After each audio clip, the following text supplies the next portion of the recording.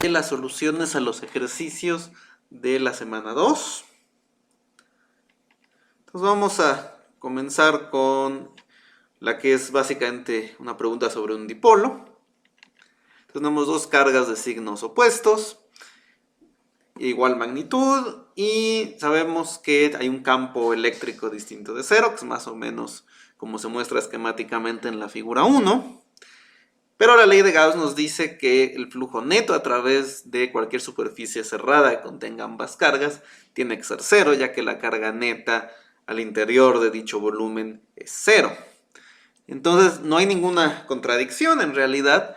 Aquí es una cuestión de signos, es decir, la mitad de las líneas de campo que aquí se representan están saliendo de la superficie cerrada, que esquemáticamente esta que se muestra en verde, que deliberadamente es una superficie irregular, vaya, no necesariamente tiene que ser una superficie para la ley de Gauss, una cosa así muy simétrica, digamos, podría aplicarse esta ley a cualquier superficie, es para cualquier superficie arbitraria.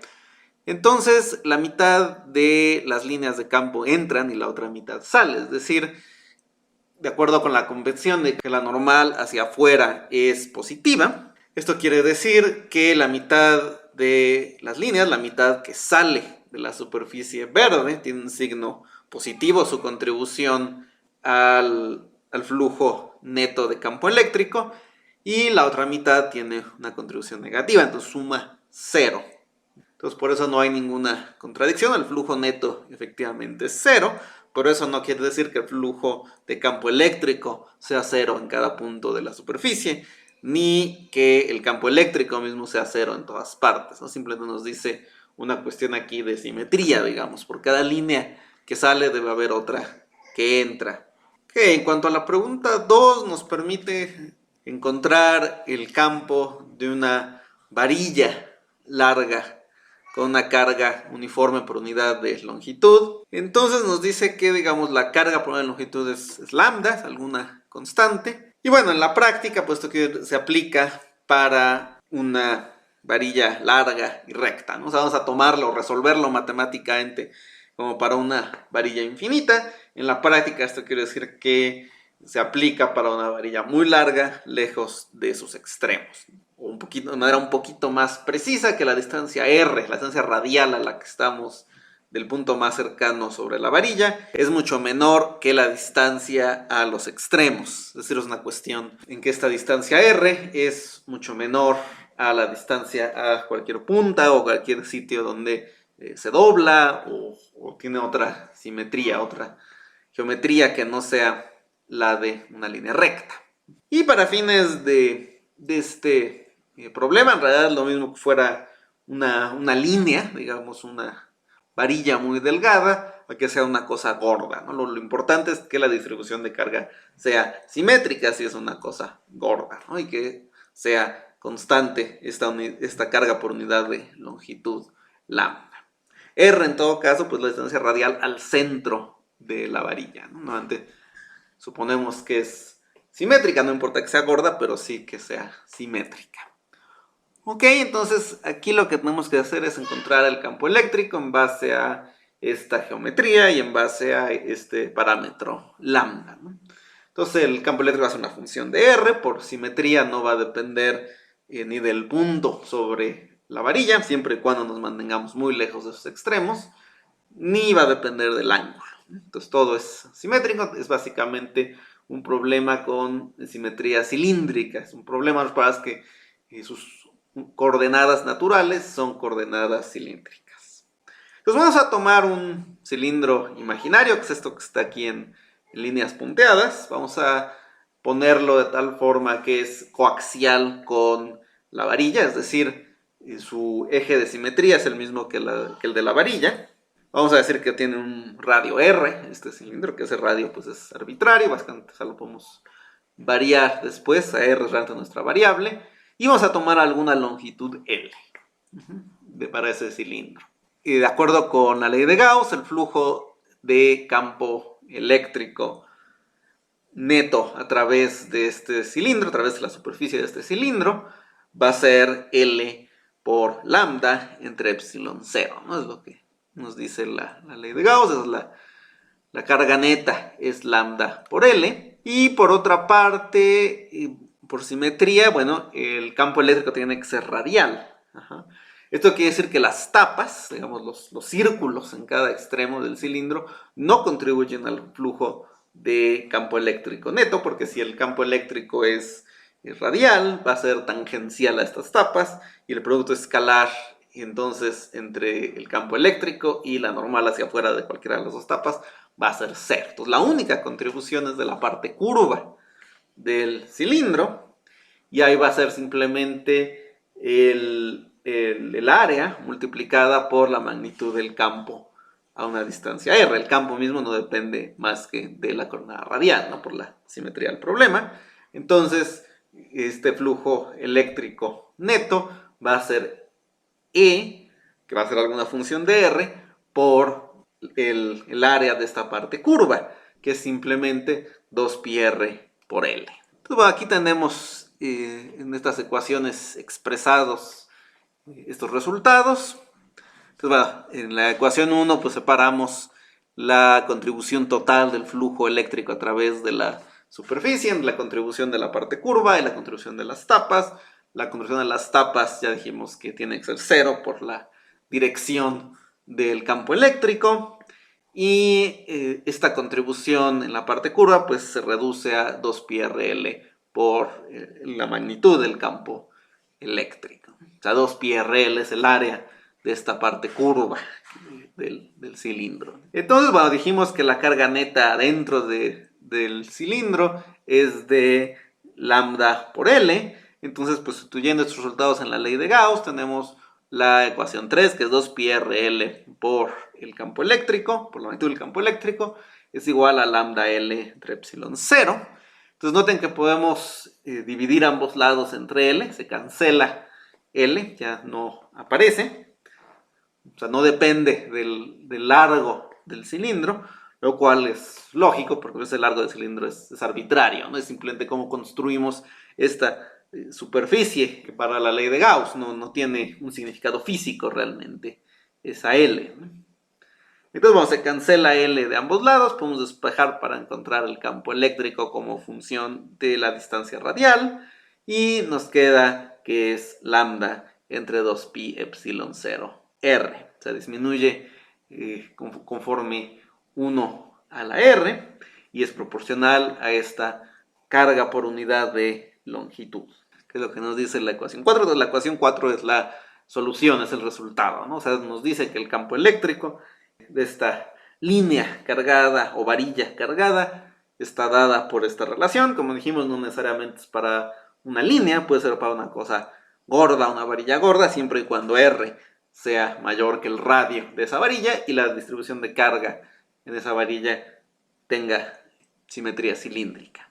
Y bueno, en la práctica pues esto aplica solo lejos de donde termine esta varilla, o se doble, o haya cualquier cosa que rompa esta simetría cilíndrica. Estamos suponiendo que R es mucho menor a la distancia a los extremos, o a donde se doble, o a donde haya algo que rompa esta simetría. Y en la práctica pues no tenemos varillas infinitas, ¿no? Pero es una aproximación útil, es una aproximación que nos describe un sistema real en ciertas circunstancias. Ok, entonces la pregunta 3 conceptualmente es un poquito similar, en el sentido que vamos a manejar algo matemáticamente como un plano infinito. En realidad pues obviamente no existen los planos infinitos, pero sí existen planos tales que estemos interesados en el campo eléctrico en un punto muy lejos de los bordes. Entonces esto va a ser una aproximación que va a ser razonable cuando la distancia al plano sea muchísimo menor que la distancia a las orillas del plano. Entonces siempre cuando se cumpla eso va a ser una aproximación razonable, y cerca de las orillas pues no va a funcionar bien esta aproximación. Entonces hay que ver un poquito de soluciones, bueno, en qué circunstancias reales son buenas aproximaciones y en cuáles claramente no funcionan. Entonces en este caso es eso, ¿no? Que la distancia al plano sea mucho menor que la distancia a las orillas del plano. Vamos a suponer que el plano tiene una densidad de carga homogénea, es decir, una carga por unidad de área sigma que va a ser pues la misma en todo el plano. Entonces, bueno, estamos lejos de los bordes y vamos a aproximarlo como el campo de un plano infinito y vamos a usar la ley de Gauss para encontrarlo. Entonces, bueno, si estamos muy lejos de los bordes, pues todas las direcciones tangenciales al plano tienen que ser iguales, tienen que ser simétrico, todo en ese sentido. La única dirección especial es la normal al plano. Entonces, bueno, si todas las direcciones tangenciales al plano son iguales, eso quiere decir que el componente del campo eléctrico tangencial al plano tiene que ser cero, porque si no fuera cero, tendría una dirección que rompería esta simetría, tendría una dirección especial que sería distinta a las demás, ¿no? Estamos diciendo que pues lejos de los bordes no hay nada que distinga una dirección de otra. Entonces, la única forma de que el componente tangencial al campo eléctrico sea igual en todas direcciones tangenciales al plano, pues es que tenga un componente tangencial de cero. En otras palabras, por simetría, antes de realmente aplicar la ley de Gauss, podemos decir que el campo eléctrico tiene que ser normal a la superficie, normal al plano. Obviamente esto es lejos de los bordes, ¿no? Cerca de los bordes, pues sí va a haber un componente tangencial. Ok, pero estamos en una región lejos de los bordes, vamos a tomar el campo eléctrico como normal a la superficie. Eso quiere decir que tomamos un volumen como el que se indica aquí con la línea punteada gris, con las líneas punteadas grises. El campo eléctrico va a ser paralelo, digamos, a la normal de la tapa, tapa que tiene un área A, y va a ser tangencial a los lados, ¿no? Aquí el volumen que estamos usando, a veces conocido como la superficie gaussiana, pero es que antes el volumen que escogemos para aplicar la ley de Gauss, es un cilindro, es como un queso, digamos, de una forma cilíndrica, pero no necesariamente tendría que ser un cilindro para este caso. En este caso, como estamos diciendo, estamos muy lejos de los bordes, todas las direcciones tangenciales son iguales, podríamos haber escogido una caja, por ejemplo, o alguna otra forma. Aquí se ilustra un cilindro, pero no, en este caso no forzosamente tenía que ser un cilindro. Aquí vemos un corte lateral, entonces el volumen es tal que incluye alguna sección del plano de área A y digamos su parte lateral es normal al plano A y tiene unas tapas que son tangenciales al plano. En este caso pues las tapas son círculos, pero como podrían ser cuadrados, podrían ser triángulos, podrían ser cualquier cosa. Lo importante es esta cuestión, ¿no? Que las tapas son paralelas al plano y son iguales entre sí, y que la superficie lateral o las superficies laterales, en caso que fuera un cubo, un triángulo, algo así, esas son normales al plano. Entonces, si la dirección del campo eléctrico es normal al plano, pues la superficie que va a contribuir a la integral de superficie son solamente las tapas, ¿no? O sea, los lados no van a contribuir, o el lado curvo en el caso de un cilindro no va a contribuir. Entonces, aquí en la ecuación 5 básicamente estamos expresando eso, digamos que la parte lateral tiene una contribución de 0, lo que contribuye son las tapas, y las tapas son idénticas. El campo eléctrico pues tiene que estar normal al plano, y también otra cuestión es que tienen que ser igual para arriba que para abajo, o sea, no hay nada que distinga aquí arriba de abajo, no hay nada que eléctricamente distinga arriba de abajo en este problema, o sea, no hay nada que sea distinto de una cara del plano que de la otra. Entonces, pues si está saliendo de una cara, pues tiene que estar saliendo de la otra. Si está entrando hacia una cara, tiene que estar entrando hacia la otra. Entonces, todo tiene que ser simétrico, ¿no? Entonces, por eso, básicamente esta integral de superficie se vuelve 2 veces la integral de superficie de una tapa, que como vimos que el campo eléctrico es normal a la tapa, pues nada más es esta magnitud E de R integrada sobre la tapa. Y como nada más depende de la distancia radial hacia el plano, y la tapa es paralela al plano, pues en realidad nada más es E por un área, ¿no? que es lo que se muestra en la ecuación 6, ¿no? Entonces, toda esta integral de superficie se reduce básicamente a 2e, donde e es una función de la distancia al plano, por el área de una tapa. Entonces, eso es todo lo que se reduce en nuestra integral de superficie, ¿no? Entonces, la parte lateral no contribuye por esta cuestión de que el componente tangencial del campo eléctrico es de 0 y las dos tapas son iguales. Todo es simétrico en cuanto a las dos tapas. Entonces tenemos, bueno, este 12A es nuestra integral de superficie y por otra parte la carga neta contenida en este volumen, pues nada más el área por sigma. Entonces la ley de Gauss nos dice que 2EA es igual a A sigma entre epsilon 0. Podemos despejar para encontrar el campo eléctrico. Las áreas se cancelan, tal como debería ser, porque pues esa área no tiene un significado físico realmente, en el sentido que es una área arbitraria que escogimos. Digamos, la única restricción es que tiene que ser mucho menor que el área del plano. Tiene que estar alejada de los extremos o los bordes del plano. Entonces tenemos que el campo eléctrico es sigma entre 2 epsilon 0. Noten que esto tiene que ver que en realidad no depende de la distancia del plano. Podría haber dependido de la distancia del plano. Y la simetría no impide que dependa de la distancia, pero lo que nos sale al aplicar la ley de Gauss es que tampoco depende de esa distancia. Es decir, lo único que depende es de la carga por unidad de área que tiene este plano. Entonces este campo eléctrico es sigma entre 2 epsilon 0, es igual para arriba que para abajo, en magnitud, en direcciones, o en ambos casos saliendo del plano, o en ambos casos entrando al plano, dependiendo si sigma es positivo o negativo. O sea, si sigma es positivo, el campo eléctrico sale del plano de ambas caras, ¿no? Tanto la de abajo como la de arriba.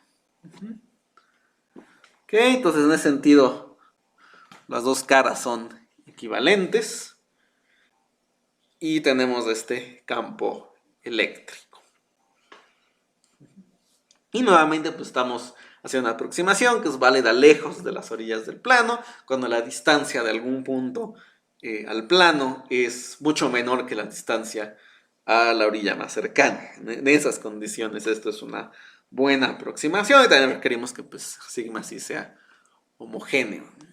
Entonces estas serían las condiciones que se aplica este resultado, y como les decía es muy similar conceptualmente al caso de la varilla larga, en el sentido que estamos aplicando pues simetrías, estamos metiendo una superficie que tiene algunos parámetros arbitrarios. Vaya, en este caso fue el área, el parámetro arbitrario que se acaba cancelando. En el caso de la varilla fue el largo del cilindro, el parámetro arbitrario que se acaba cancelando. La diferencia es que pues, en el caso de la varilla sí hay una dependencia de la distancia y aquí no, pero fuera de eso son conceptualmente muy parecidos, y en ambos casos pues lo encontramos con ley de Gauss. Hubiera sido mucho más complicado tratar de encontrarlo a partir de ley de Coulomb y principio de superposición, ¿no?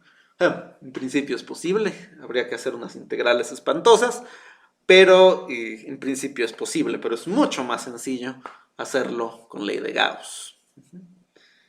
Entonces la ley de Gauss nos simplifica mucho algunos problemas o cierto tipo de problemas. A cambio de eso, pues necesitamos problemas que tengan cierta simetría para que nos sea útil.